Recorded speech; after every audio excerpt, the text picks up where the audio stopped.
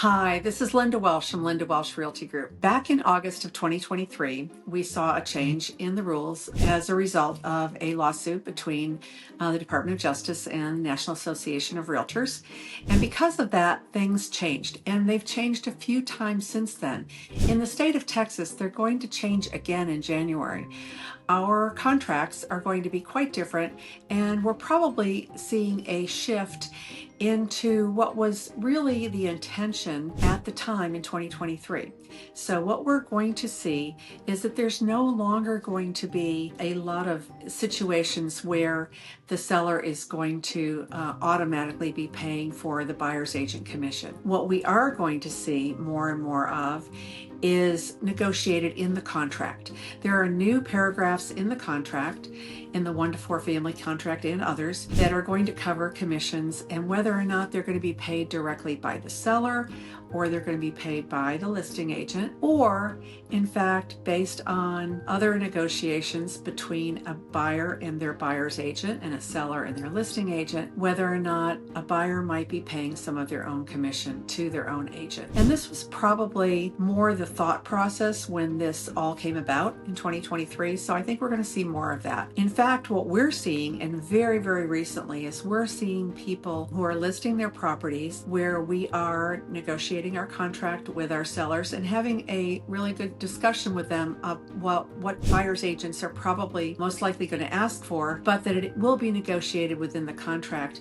And in fact, they don't have to agree on a particular amount to pay a buyer's agent up front. That it can be negotiated as part of the contract, and it can depend on what the net is going to be to the seller or what the purchase price is going to be. So I think we're going to see a really interesting year.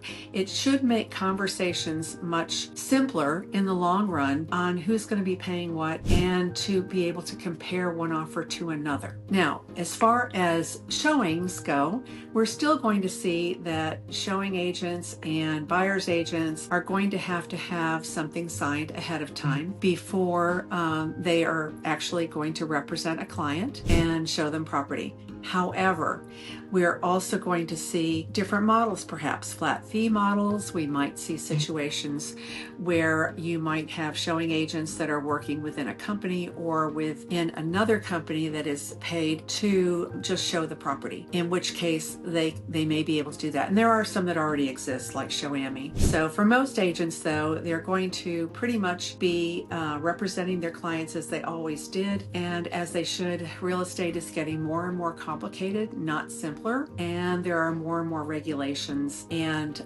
extra forms that need to be filled out. So if you have not taken a contracts class lately, you need to do that in order to renew your license.